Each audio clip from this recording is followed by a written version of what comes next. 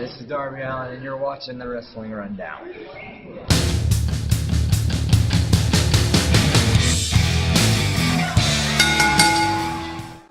Indeed, this is the Wrestling Rundown. Welcome to the Indy News. Thank you again for the intro card, Darby Allin. Go ahead and give him a follow over on the Twitter machine and Instagram, both at Darby Allin. Very easy to find. Yeah, not too shabby. Great guy. Got a lot of good things coming up. Oh yeah, he is very prominent in our upcoming shows. Yeah, but before upcoming shows, we do results. Indeed. And I'm going to start with what happened on Saturday. Yes. With House of Hardcore Indy Darlings. Yes. Where Fallah Bahh defeated Ethan Page, Britt Baker defeated Angelina Love, Gangrel defeated Alex Reynolds, Ace Austin defeated Clayton Gaines and Dave Christ. The team of Arquette City, RJ City and David Arquette.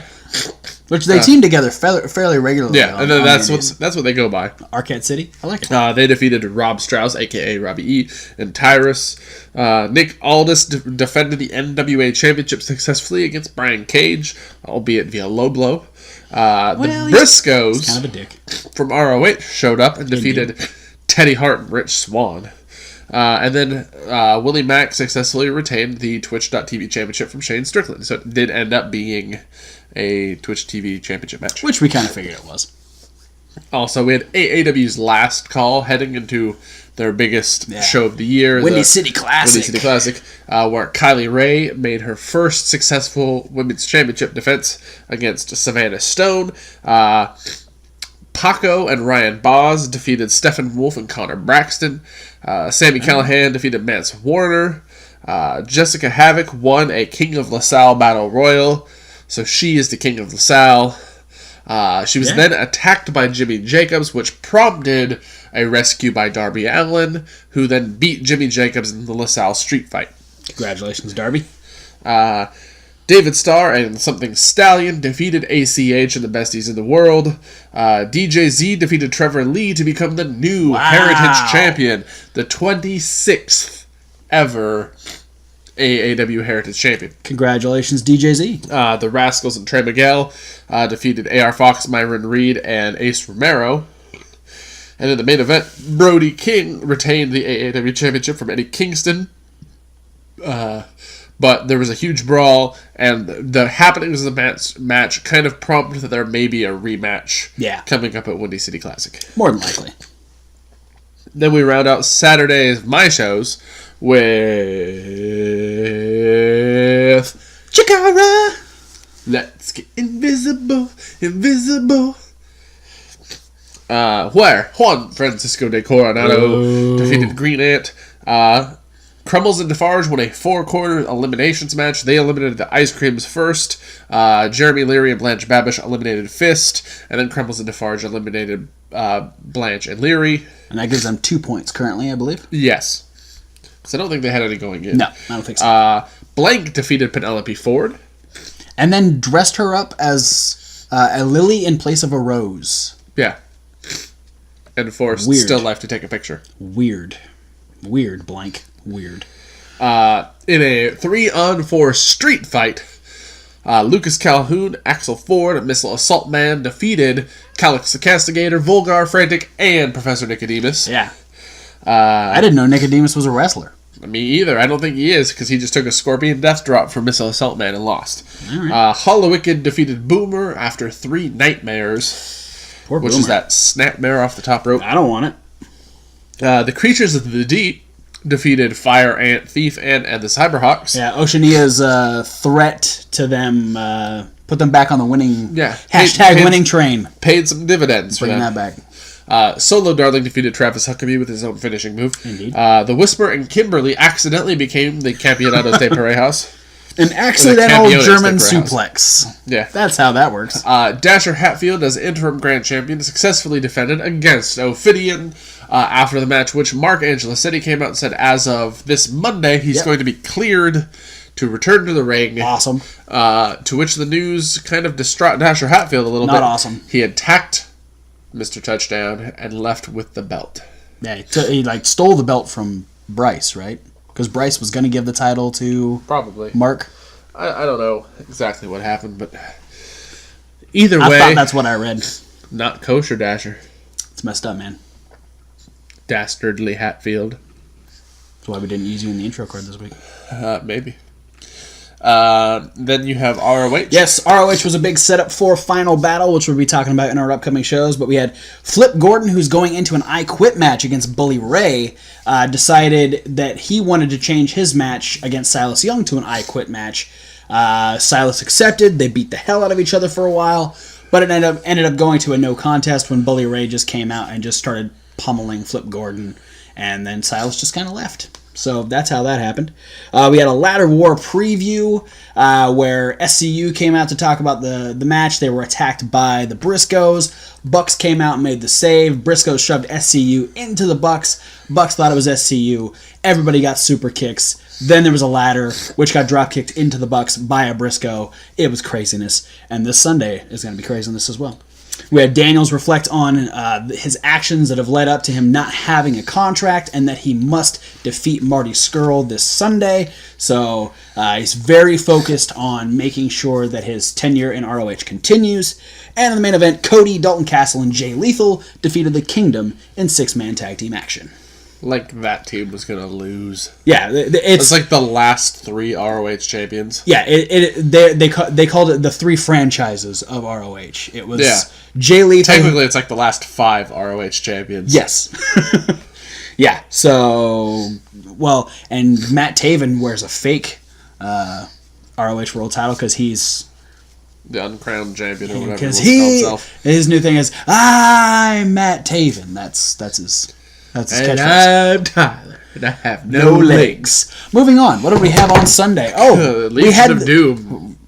Or not on Sunday. No, we did have CZW Cage of Death 20. Yeah, man, Jesus. 20 of those things. That's not right. 1 or 2 years they had 2 in the same year though.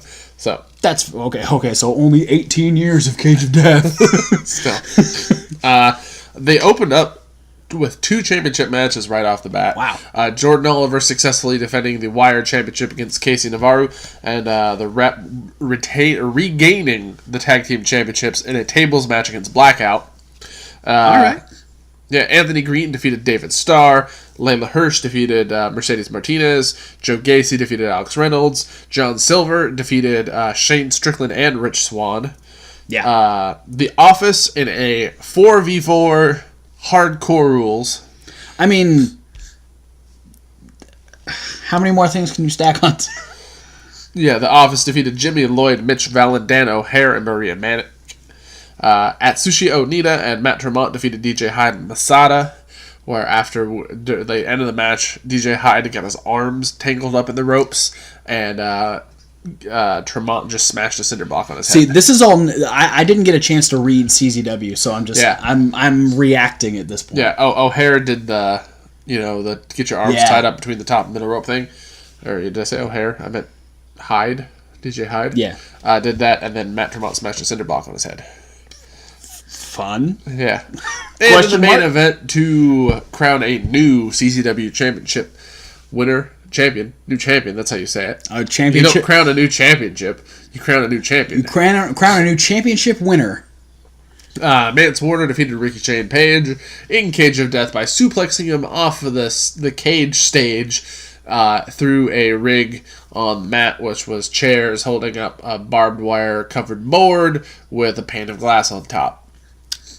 Because why not? And gingerly covering him for a pin.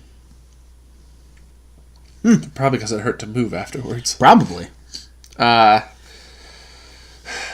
all I got for results. Man, I'm tired of talking about...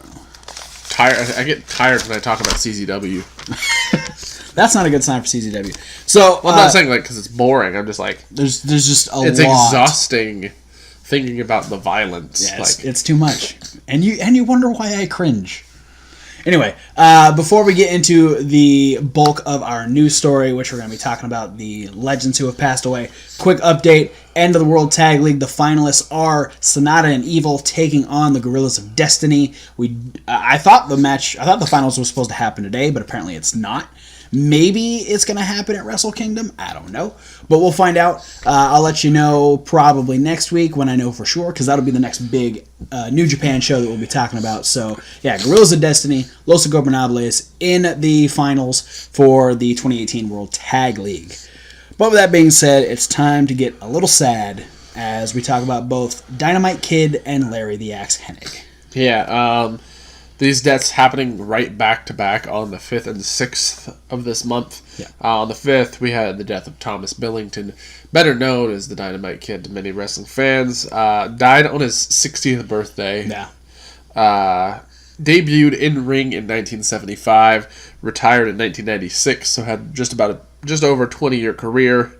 Man who's really known for helping revolutionize in America and the tag division with teaming with the Bulldog. The Bulldog, then, the British Bulldogs themselves, and in all the whole world, between learning a lot of the technical style in the UK, mixing it with the fast-paced style of Japan and the aerial style of traveling to Mexico. He was essentially kind of looked at one of the first cruiserweight. He's known as the one of the biggest inspirations in changing the junior heavyweight style around the entire world. Had a match of the year by Wrestling Observer newsletter against Tiger Mask in the 80s. Had a huge slew of championships and accomplishments. He was married for a brief while into the Hart family. He was married to Bret Hart's wife's sister. Yes, so he was Hart-in-law. Yeah, Hart-in-law.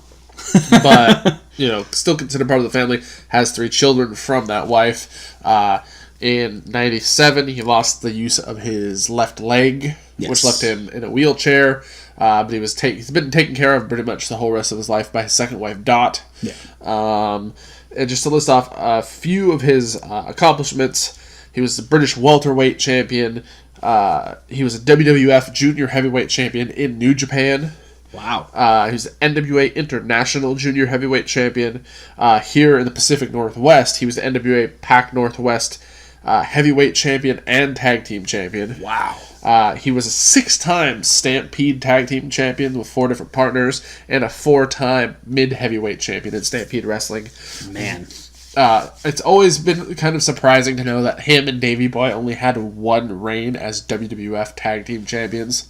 That's insane. Yeah. Especially with how widely renowned they are as a tag team. Yeah. That's, man. A lot of it just, it goes to show you that a lot of their renown actually comes from the time they spent in New Japan and Stampede Wrestling. Right. And, all the promotions together. Unfortunately, with the loss of the use of his left leg, his health kept rapidly declining. He had a stroke in 2013. And eventually, he made it to 60 years old. Yeah, I mean... Which, considering the number of back and leg injuries that he'd suffered, and probably tens of multiple concussions due to the use of flying headbutts. Yeah, his arsenal. Yeah, a lot of people didn't expect him to make it that long. Yeah, that. I feel like he's kind of been on that list of soon to be gone guys for the last decade at least. He's one of the reasons why Harley Race has gone on record multiple times saying that he wished he had never invented using the flying headbutt. Really? Because finding out that it does cause concussions and spinal damage. From the repeated just jumping off the top rope and free falling down to the ground. Essentially, yeah. With barely, not really protecting yourself. Yeah. And then the next day on the 6th, Larry Hennig passed away. He got 82 years old. Yeah. Born in 1936. He made it a while. Debuted at 20 years old in 1956, retired in 85, so just shy of 30 years. Married his wife Irene Hennig in 1955. They had 5 children together, including the one and only Mr. Perfect, Kurt Hennig. Worked in real estate pre and post retirement. So like before he was a wrestler, he was set for life. Getting into real estate, and after he retired, him and his wife actually started running their own company. Oh, wow. Impressive. A lot of people know his heritage is living on in WWE through Curtis Axel. Yep. He was trained by Vern Gagne. Had a really like everyone trained by Vern Gagne at the time, heavy technical style. Absolutely. Slow, kind of the slow, methodical paced style. Eventually, when the story arc of his character turning, not winning very many matches, especially being a guy who was like 6'5", almost 300 pounds. Oh yeah, he's a big dude. Decided to kind of turn things around and turn heel and become more of a brute kind of style wrestler. But him and Harley Race became a tag team together, and it was Pretty Boy Larry Hennig and Handsome Harley Race. They won the AWA Tag Teams Championships 3 times. Larry had another run with somebody else. I don't remember who it was off the top of my head. And Kurt Hennig was a big fixture here. Yes. In the Portland wrestling days. Yes, he was. And him and Larry Hennig actually won the Pacific Northwest NWA tag titles together. Very cool. Stayed around the wrestling scene. Had made a lot of appearances since he retired in 1985. He was just recently at a WWE show earlier this year. They had like a whole row of legends sitting in the front row. Both guys, for different reasons, their legacies are going to be in the company, in wrestling forever. Absolutely. Dynamite Kid revolutionizing the style, being an inspiration to tons of people, most notably, like, the styles emulated by Chris Benoit and currently, like, Daniel Bryan. Yeah. And then, Larry Hennig had multiple children, a few of them who got into wrestling. Now he's got a grandchild, maybe more than one grandchild in wrestling. Oh, yeah. He had 5 kids, and I think between the 5 of them is like, I want to say it was over 20 grandchildren. Holy crap. Well, yeah, I guess 5 kids, at least 2 to 3 kids per. Yeah. That's a big family. The Hennig family is vast. So, rest in peace to Tom Pillington and Larry Hennig. Our thoughts are with your families, the Hart family, all your friends, and the wrestling world in a whole for losing 2 absolute legends.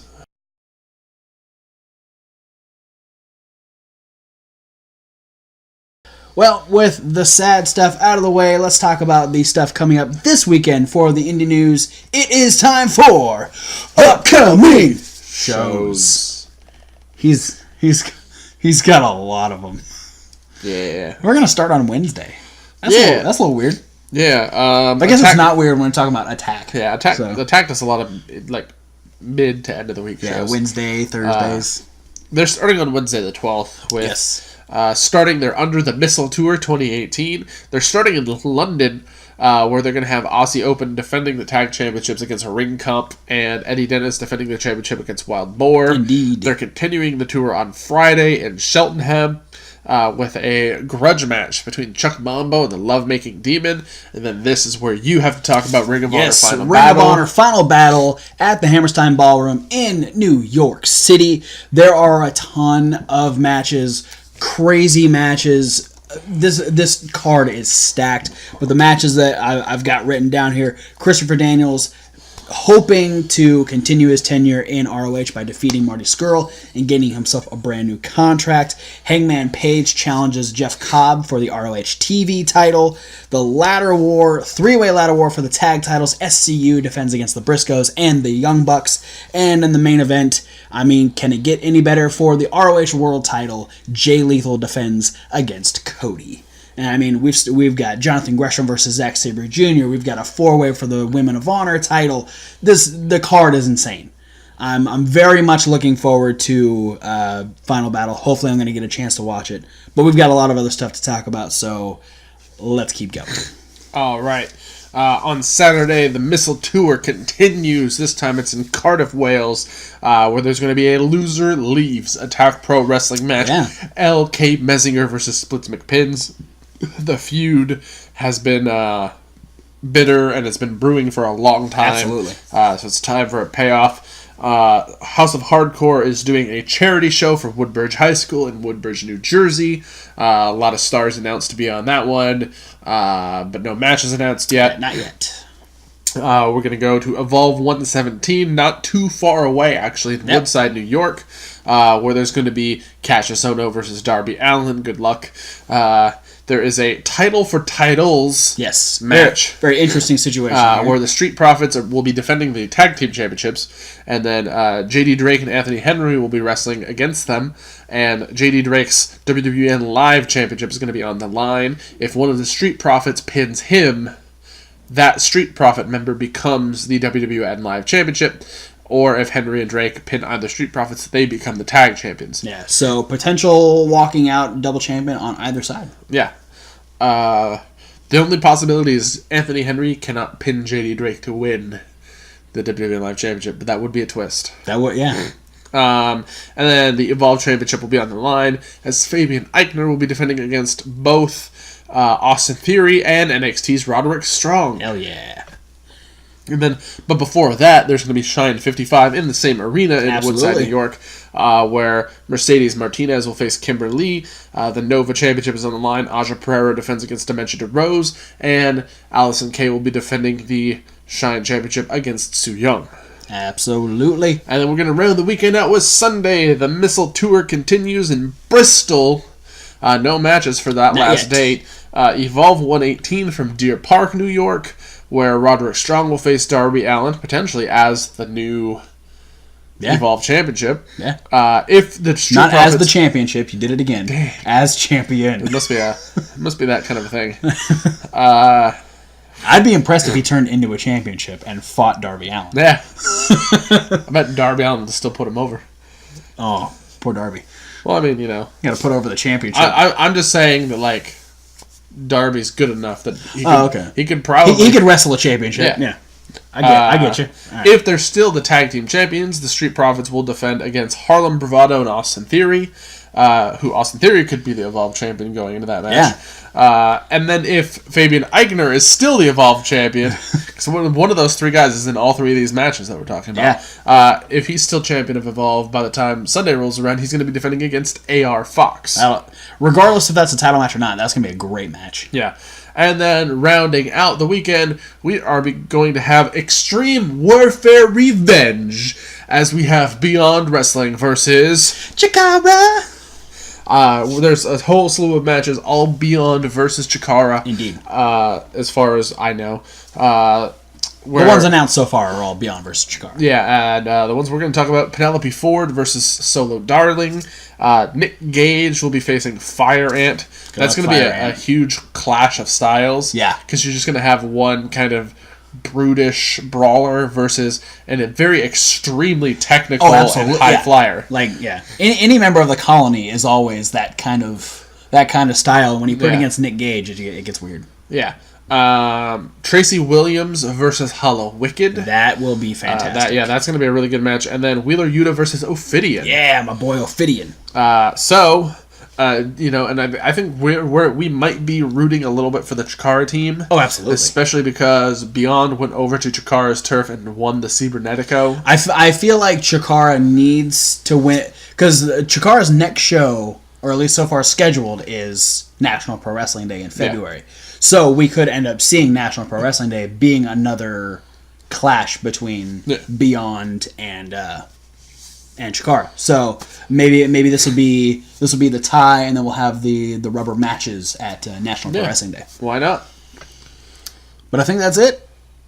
Yeah, that's everything. That's a lot of stuff. We're gonna have a lot to talk about next week.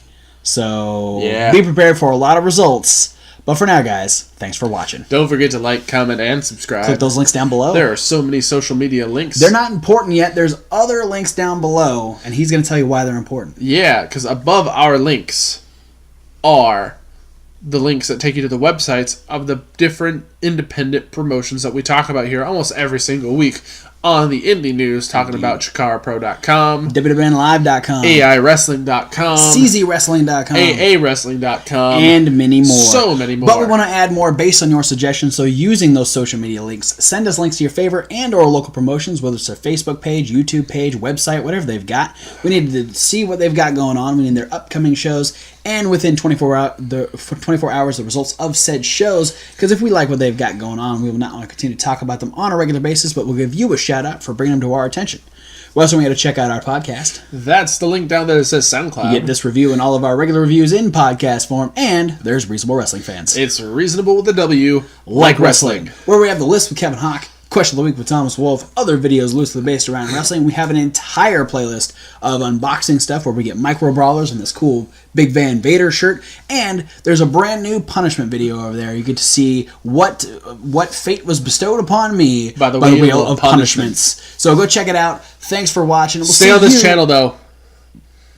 Yeah, stay on this channel because podcast form, you're not going to get the upcoming TLC predictions. Indeed. Because Tolk is coming up soon. I forgot that it was this week. Holy shit! This upcoming Sunday. Oh boy! All right, These are the go home week. Stay here. Check out TLC predictions. The predictions. But for now, guys, thanks for watching, and we'll see you at whatever video you decide to watch next. Yep. Oh boy, did we go through everything? Every single thing except for fuck Modus. That's what we forgot. Yeah. Never forget.